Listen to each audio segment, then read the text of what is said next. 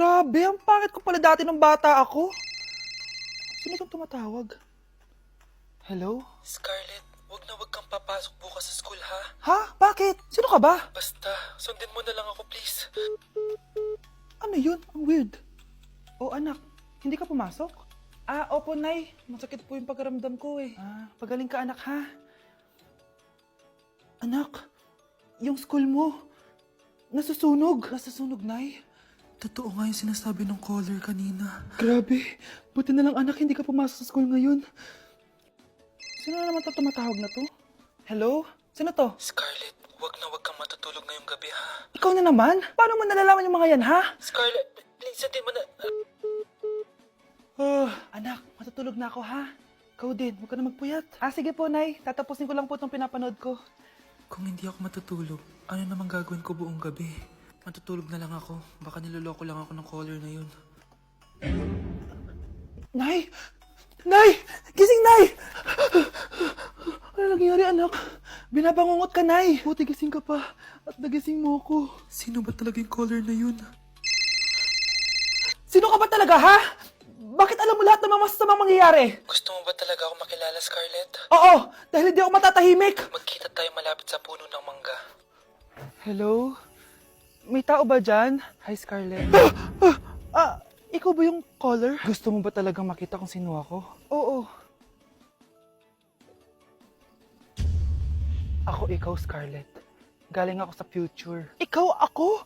Kailangan kong ayusin yung mga nangyaring masama. Paano? Paano nangyari yun? Basta, Scarlett, ayusin mo yung mga desisyon mo sa buhay, ha? Sige na, baka mahuli pa ako ng mga humahabol sa akin. Sandali! Sino humahabol sa'yo? Nay, pengi baon? Ito anak. Lo, bakit 20 lang? May mabibili ba ako dito, Nay? Aba, ba't di ka na lang magpasalamat? May baon ka pa. Nay, dagdagan mo to. Teka lang, nasan yung hanger ko? Okay na pala to, Nay. Bye-bye na. Nayo, nagsweldo na ako. Ay, hindi na, anak. Ipunin mo na lang to. Sige na, Nay. Pambili mo din ng gamot yan. Oh, sige. Salamat, anak, ha. Anak, kainin mo na to. Nay, ayoko nga niyan. Aba, ang dami-dami nagugutom dyan na bata sa labas. Tapos ikaw ay mo kumain? Akala mo naman mabubusog yung mga bata sa labas kapag kinain ko yan. Mabubusog kapag eto pinakain ko sa'yo. Eto na, kakainin ko na. Nay, namiss ko na yung mga luto mo. Sige, anak, lutuan kita, ha. Excited na ako, Nay. Grabe pala si nanay. Buong araw nagtatrabaho. Ang dami na lang sinasakripisyo para sa amin. Siguro, deserve naman nila ng something for Mother's Day. Good morning, Nay. Nay? Nay? Nay, gising! Ano ba yan, anak? Ang ingay mo naman. Iidlip lang ako. Pinakaba mo naman ako, Nay. Andyan na order ko. Ano namang in-order nun? Happy Mother's Day, Nay. Ang dami naman yan, anak. Ito naman, gumastos ka pa.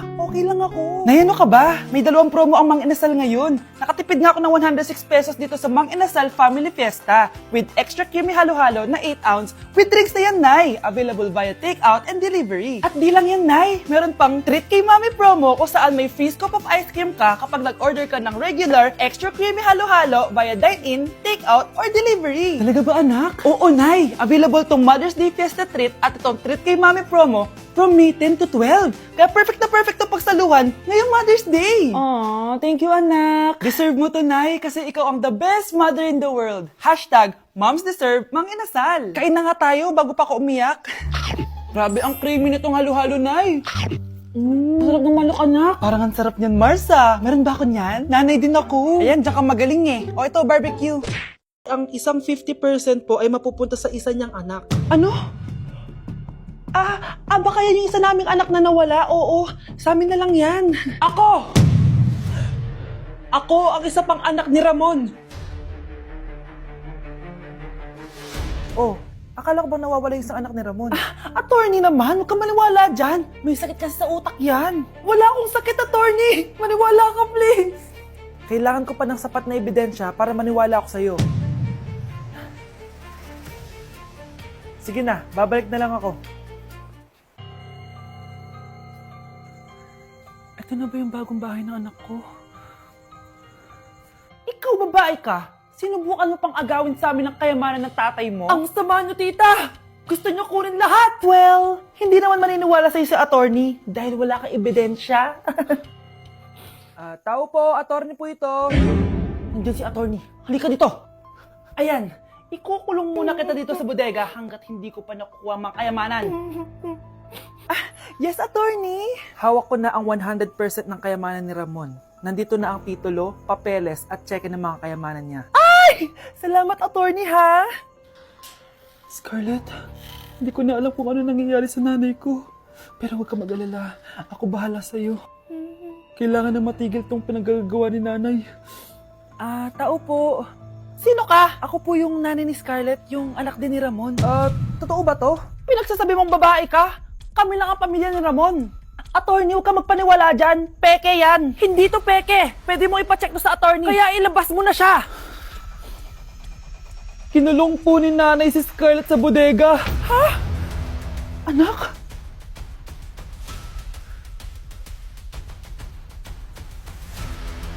Okay, class. Palakpakan natin si Samantha dahil siya ang top 1 sa klase. Thank you, guys. Mag-aral din kasi kayo na maayos. Paano nangyari yun? Nag-review naman ako buong gabi Tama naman lahat ng sinagot ko sa exam. Oh, Scarlett, bawi ka na lang ha. Ikaw ang pinaka-lowest. Talaga ba, Samantha? Alam naman nating dalawa kung sino talaga yung top 1 at hindi ikaw yun. Ilusyonada ka talaga kahit kailan. Loser! Ang dali-dali lang ng exam, di niya pa nakuha? Ano bang ginawa mo, Samantha? Bakit perfect ka? Stock knowledge! Skola ba kayo nun? Kailangan kong malaman kung anong ginawa mo, Samantha. Magre-rewind ako. Manda ka sa akin. Nakapag-rewind ako! Ikaw pala ang top 1, Scarlett? Tignan ko na lang kung sino magiging top 1 after neto. Ha? Bawal yun na! Okay, class, start na tayo. Class, magle-lesson na tayo ma'am, bago mo ituloy yan, may kailangan ka malaman. Ano yan, Scarlett? Pinagpalit po ni Samantha yung grades namin sa laptop niyo, ma'am. Kaya hindi dapat siya yung top 1, kundi ako. Ganyan ka na ba ka-desperada, Scarlett? Naiingit ka sa akin, no? Kasi ako yung top 1. Ako ba ang desperada, Samantha? O baka ikaw? Kitang-kita dito sa phone na ginalaw mo ang laptop ni ma'am. Ikaw pala ang top 1, Scarlett? Tignan ko na lang kung sino magiging top 1 after neto. Samantha? Bakit mo ginawa yun? Alam mo bang major offense yun, ha? Sumama ka sa akin. Ipapatawag ang mga magulang mo. Ma'am!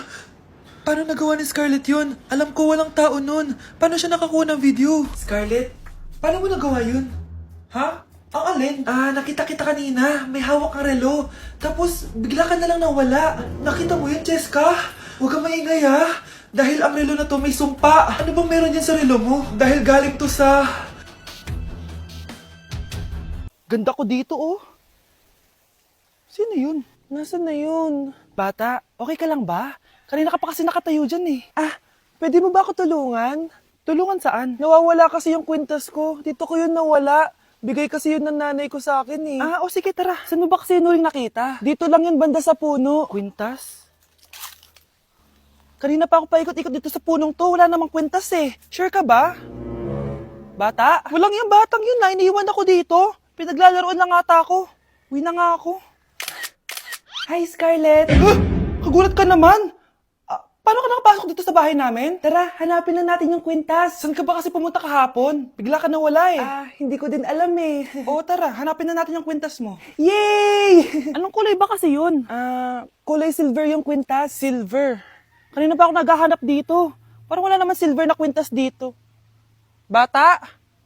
Iniwan na naman ako. Andito ka lang palang bata ka? Ang ginagawa mo dyan? Nay, hinahanap ko yung kwintas ng batang kasama ko. Umuwi ka na. Magagabi na oh. Sige, Nay. Nay, yan ata yung kwintas na hinahanap ng bata. Ba't nasa iyo yan? Wala to anak. Tara, uwi na tayo. Nay, saan mo ba talaga galing yung kwintas na yan? Itong kwintas na to anak, special to sa akin dahil galing to sa kapatid ko. Kaso, namatay siya nung 9 years old siya. So yung bata kanina, siya yung tita ko na namatay? Oo anak, siya lang ang may favorite sa akin. Mga magulang namin, ayaw sa akin. Kaya sobrang mahal ko yun anak. Ang lungkot naman pala, Nay. Sobrang sakit lang. Sorry. Tama na yun, Nay. Nanay mo yung pumatay sa akin, Scarlett.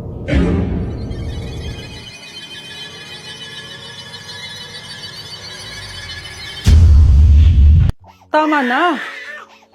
Ano to? Wala na namang ulam? Mahal, pangako bukas may kakainin na tayo. Sinabi mo rin yan kahapon. Paano tong anak natin, ha? Paano natin ito bubuhayin? Mahal, please. Magtulungan tayo. Makakaahon din tayo dito. Ayoko na. O ito, ikaw na maghalaga niyan. Mahal, please. Huwag mo naman kaming iwan. Babalik na ako sa dati kong buhay. Sa buhay na nakakain ako na masarap. Sa buhay na nakakapag-party ako. Sa buhay na prinsesa ako. Ayoko na ng gantong buhay. Mahal, please. Babawi ako. Kaya mo na yan. At wag mo na ako gugulin, ha?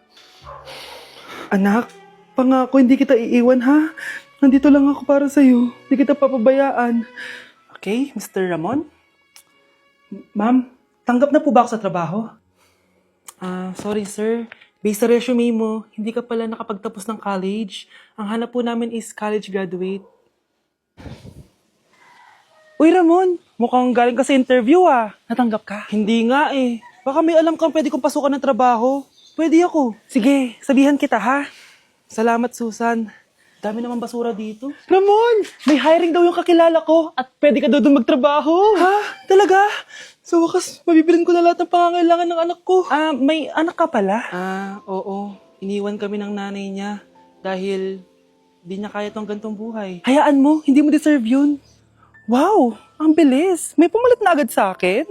Mali ka nang iniisip. Alam mo ba, Ramon, nabibili ko na lahat ng gusto ko ngayon. Kumakain kami sa magandang restaurant at nakatira ako sa mansyon. Ha? Honey, tara na. Ipag-shopping pa kita mamaya. Baka malit pa tayo sa dinner natin. Okay, honey, papunta na. At ikaw, babae ka. Kung ayaw mo masira ang buhay mo, layuan mo yung lalaking yan.